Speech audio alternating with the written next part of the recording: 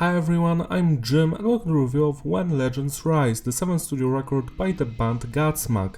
Today we're celebrating the 5th anniversary of it, so I've decided to go back and see if it still holds up or not. My story with this band is quite simple. The first time I've heard Godsmack was their song I Stand Alone in the Scorpion King movie. That was like 2002 or 2003. Since then I've been a massive fan of their work. Recently I've reviewed the record Faceless because of its 20th anniversary. I gave it a masterpiece score because it's just perfect. I love every song on it. Now, this record, When Legends Rise, is a big departure from the previous style of Godsmack, which was like a mix of nu metal, heavy metal and post-grunge music. Here, it's more of a radio-friendly hard rock type of a thing. If we scroll down, you can see that we still have the same lineup in the band as on the Faceless album. So Sally on vocals and guitars, Tony on the guitars, Robbie on bass and Shannon Larkin on the drums. As you can see, not all of the songs were written just by Sally. We also have some guests. This is weird to me because usually only Sally or Sally and Tony do the songs, but here it's John Feldman. Like, why is he here? I know that he is a producer and he's in the band Goldfinger, but why are you here? Or Eric Rahn, the producer. We also have Clint Lowery of the band Seven Dust here. Is he friends with Sally? Or are those people ghostwriters that aren't ghosts? I have no idea, to be honest. Let's start the review. The production is tight, it's clean but heavy, a little bit too clean for me, but it works. No loudness war, no clipping, message is diverse, songs are about various topics, it's mostly about personal struggles, relationship issues. Same thing as usual. Structure of the tracks is basic, standard intro, verse, chorus, bridge, chorus, outro, and music is hard rock, pop rock, some radio music. It's hard to tell. The record starts with the title song, When Legends Rise, and the first thing you're going to notice is the drumming. It's great almost throughout the entire record. I don't enjoy some of it on the last song because it's too poppy. Shannon is a very talented drummer and I feel like his talent is wasted here. He doesn't try to play anything interesting, to be honest.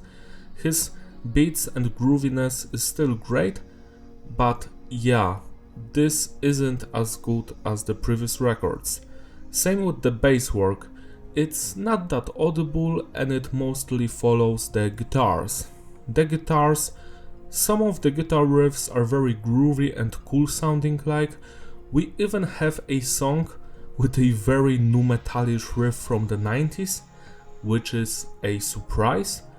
But we also have some generic butt rock type of riffs that you will hear and then immediately forget. And finally we have the vocals. They are very uneven. Sometimes Sally sounds like Sally. So he sounds like himself and you enjoy that because his singing is beautiful. He doesn't scream at all in this record, which is a bummer. His singing ranges from atrocious to okay, but never great. On all the previous records I always enjoyed his vocals. Sometimes his vocals were even better than the music itself. And on this record it's not like that. And I am not hating on this record because everybody else did. I'm just stating a fact. It's not good. And on this song the vocals aren't fun. There's some oh part which already makes me want to kill myself. And the instrumental work is kinda stale and boring. This is not a great song. This is a below average track that I want to forget. 4 out of 10. Bulletproof is slightly better with a better sounding Verses, musically, this could have been something. Sadly, it's just an average song. Vocals are actually the best part about this song. It's not perfect, I enjoyed the music video, and I feel like this is one of the better songs on the record, even if I don't enjoy it that much. It's average, 5 out of 10. Unforgettable sounds like a song from We Are Not Your Kind, an album by Slipknot. I'm kinda joking, but actually not. I hate We Are Not Your Kind, it's a weak album, and Unforgettable is the worst Godsmack song I've ever heard. I especially hate the vocal performance here. Those fucking oh parts. What is happening? What are you doing? This is something you could torture people with. They are listening to Unforgettable at Guantanamo Bay right now, and people are dying because of this song. It's a goddamn atrocity that should never exist. They've spent 2 days on writing and recording this one, and it shows because it's shallow pop garbage for radio. This song has nothing for me, and I hate it from the bottom of my heart. It's sad to say mean things when you love a band, but this had to be said. This is a shitty fucking song. 0 out of 10. Every part of me is a song that reminds me of the Paradigm Shift album by Korn, because every song on Paradigm Shift starts strong and then it has shitty verse and even shittier chorus, and that's every part of me. It has an amazing intro which sounds like old school Korn from the 90s. You know, that classic dissonance riff, it's here. When you hear that intro, you think you're in for a very strong, heavy song that is going to rip your head off, and instead you get another corporate grit rock song. It's better than Unforgettable or When Legends Rise, but that's it basically. It's an average song, and it's actually very annoying and insulting because it starts very strong and then it gets worse and worse. And then the intro comes back as the outro. It kinda works like the beginning and the end is the best, but the middle part, the journey is shit. 5 out of 10. Take It to the Edge is a worse song than the previous one. I have nothing to say about it. It's bland, it's boring, it sounds like Godsmack is going through a midlife crisis, and I am not enjoying the ride. 4 out of 10. Under Your Scars is the first Godsmack ballad, and I hope that it's the last one. 3 out of 10. Someday. Now this song actually has some cool guitar riffs in the verses and in the beginning, but yet again, there is nothing interesting here. This is another forgettable trash song that no one should listen to. Don't waste your time. 4 out of 10.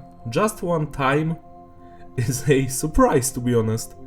It's actually a listenable song. It's a song that you can enjoy. It's not the best one here, but it's decent. I actually enjoy the vocal performance here. Sully finally sounds like himself. I'm like, wow, you're here. And the music isn't bad at all. This is a decent song that I will listen to from time to time. 6 out of 10. Say My Name. Now this one, holy fucking shit. Now this one is not good. This is some redneck music. This is some Kid Rock shit. 3 out of 10. Let It Out is the best track on this record. I love the verses here, the chorus, the vocals. It's not a great song, but it works. If the entire record was of the same quality as this track, I would still be disappointed, but not that much.